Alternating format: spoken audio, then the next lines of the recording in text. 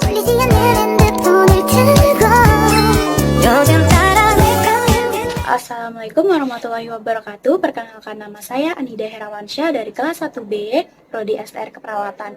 Video ini dibuat untuk memenuhi praktikum ilmu biomedik dasar. Dengan gambar ini, saya akan menjelaskan struktur dan fungsinya bagian reproduksi wanita dan pria bagian internal dan eksternal. Pada tuba falopi atau saluran telur yang strukturnya adalah dua saluran tipis yang terhubung dari ovarium ke uterus, fungsinya menjadi tempat terjadinya pembuahan antara sel telur dan sperma. Setelah pembuahan, zigot akan bergerak menuju rahim untuk implantansi. Yang kedua ada ovarium, yaitu indung telur.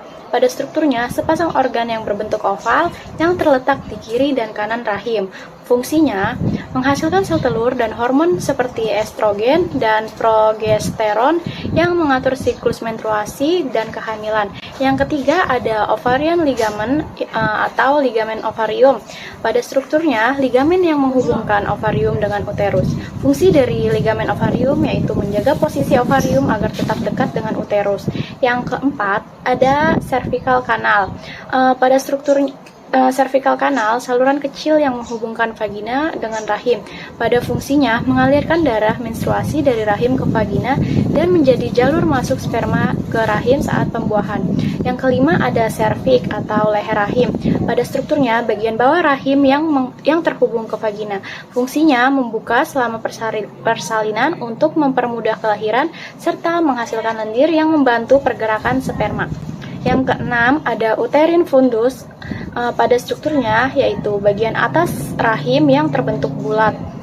Fungsinya terdapat di mana tuba falopi terhubung ke rahim dan area yang biasanya diperiksa saat kehamilan untuk mengukur perkembangan janin. Selanjutnya di bagian paling tengah ada uterus atau rahim yang berstruktur organ berongga berbentuk buah pir terbalik dengan dinding otot tebal yang fungsinya tempat janin berkembang selama kehamilan dan mengalami perubahan siklus setiap bulan dalam persiapan untuk implantansi.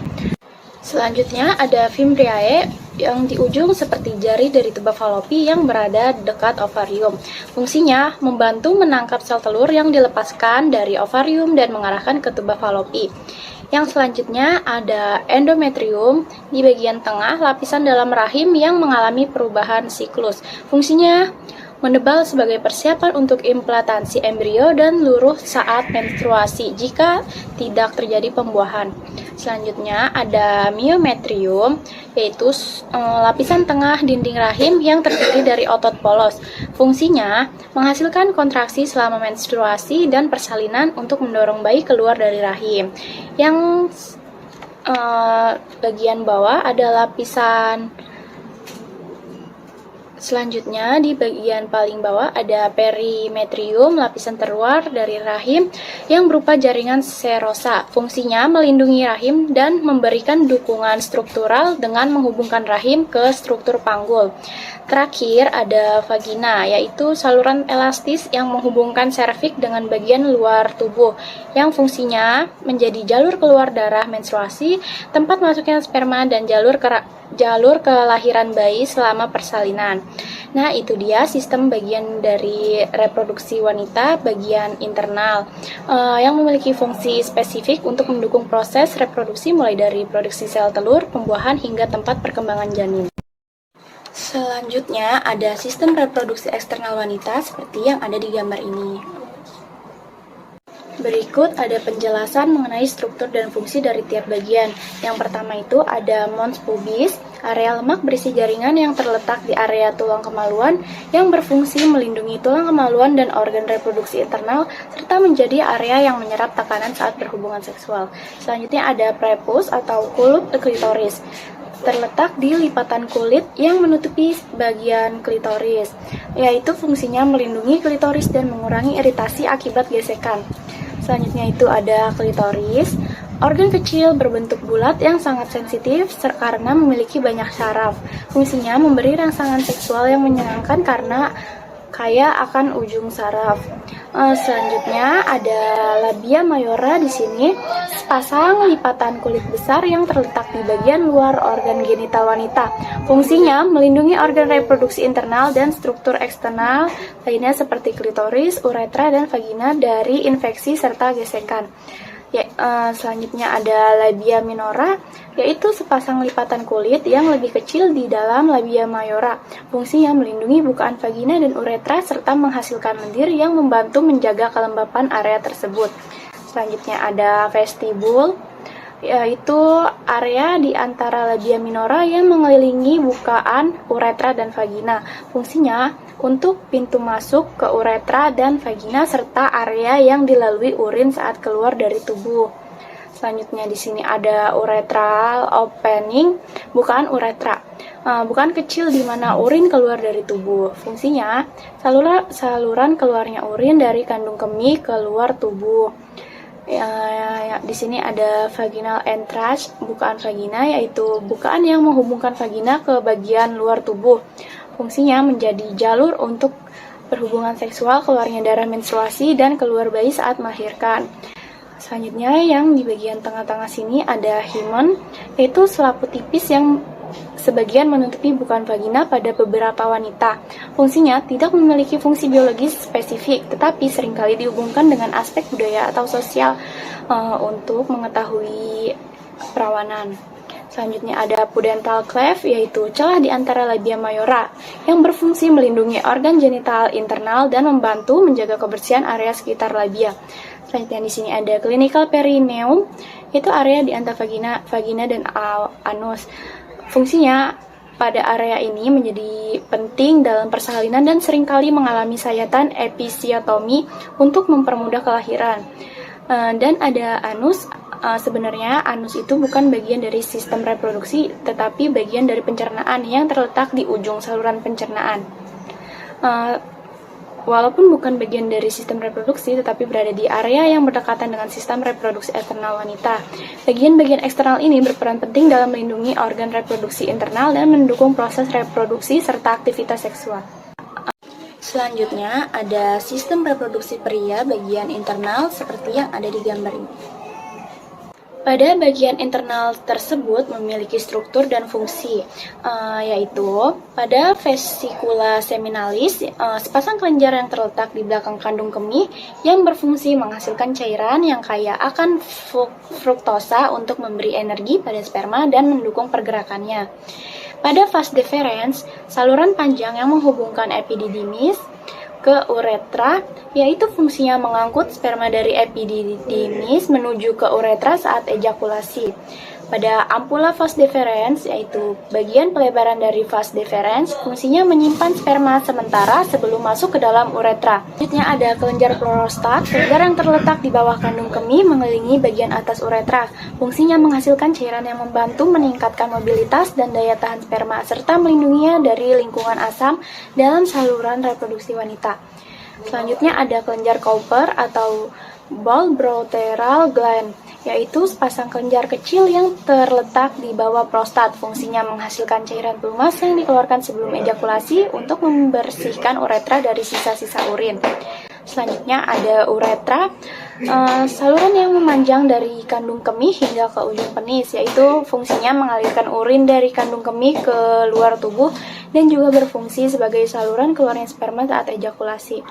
Selanjutnya ada testis, yaitu sepasang organ oval yang terletak dalam skrotum. Fungsinya menghasilkan sperma dan hormon testosteron yang berperan dalam perkembangan ciri-ciri seksual pria. Selanjutnya ada epididymis, yaitu saluran melingkar yang menempel di bagian belakang testis. Fungsinya tempat pematangan dan penyimpanan sementara sperma sebelum dikeluarkan.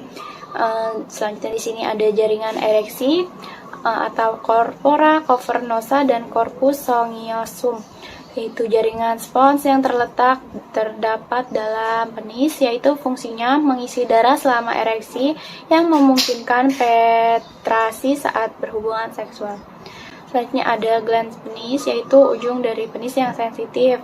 Fungsinya berperan dalam respon rangsangan seksual dan merupakan tempat keluarnya uretra. Di sini ada kandung kemih atau vesika urinaria, yaitu kantong yang berotot terletak di bagian bawah perut, tepat di belakang tulang kemaluan. Fungsinya berfungsi sebagai tempat penyimpanan urin sementara sebelum dikeluarkan dari tubuh. Dinding kandung kemih ini memiliki kemampuan untuk meregang saat terisi urin dan berkontraksi saat urin dikeluarkan melalui proses buang air kecil. Dan pada ureter, sepasang saluran berbentuk tabung yang menghubungkan ginjal ke kandung kemih. Fungsinya mengangkut urin yang diproduksi oleh ginjal ke kandung kemih. Pergerakan urin melalui ureter dibantu oleh kontraksi otot yang disebut gerakan peristaltik. Masing-masing bagian bekerja sama untuk mendukung produksi, pematangan, penyimpanan, dan pengeluaran sperma sebagai bagian dari sistem reproduksi pria. Pada gambar tersebut, yaitu ada sistem reproduksi eksternal pria. Berikut ada penjelasan struktur dan fungsinya. Berikut selanjutnya dari struktur dan fungsi bagian dari sistem reproduksi eksternal, yaitu ada kandung kemih atau bladder, organ berongga yang berbentuk seperti kantung dan terletak di panggul. Fungsinya menyimpan urin sebelum dikeluarkan melalui uretra. Walaupun tidak termasuk dalam sistem reproduksi, kandung kemih berdekatan dengan organ reproduksi. Selanjutnya ada kelenjar prostat, yaitu kelenjar kecil berbentuk seperti kenari, terletak di bawah kandung kemih yang mengelilingi bagian uretra. Fungsinya menghasilkan cairan prostat yang bercampur dengan sperma untuk membentuk semen. Cairan ini membantu melindungi dan memberi nutrisi pada sperma saat ejakulasi.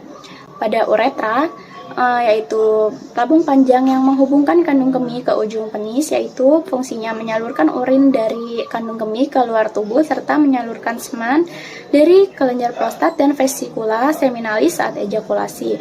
Nah, pada vesikula seminalis ini, sepasang kelenjar yang terletak di bagian belakang kandung kemih yang dekat dengan prostat. Fungsinya menghasilkan cairan yang kaya fruktosa untuk memberikan energi pada sperma. Cairan dari vesikula seminalis juga membantu membentuk sebagian besar volume semen. Pada simfisis pubik atau pubic symphysis, yaitu persendian tulang rawan di bagian depan panggul menghubungkan tulang pubis kiri dan kanan. Fungsinya menyediakan dukungan struktural dan stabilitas bagian panggul, terutama selama aktivitas fisik. Nah, pada vas deferens, saluran panjang yang tebal dan menghubungkan epididymis atau tempat penyimpanan sperma di testis dengan uretra. Fungsinya menyalurkan sperma dari epididymis menuju uretra selama ejakulasi. Nah, pada setiap bagian ini memiliki peran penting dalam sistem reproduksi pria, terutama dalam produksi, penyimpanan, dan pengeluaran sperma, serta dalam memastikan sperma mendapatkan nutrisi yang cukup sebelum dikeluarkan dari tubuh. Nah, jadi itu dia penjelasan struktur dan fungsi bagian reproduksi wanita dan pria. Kurang lebihnya mohon maaf, semoga dengan video ini bisa menambah ilmu teman-teman sekalian. Terima kasih sudah menonton sampai habis. Wassalamualaikum warahmatullahi wabarakatuh. Terima kasih.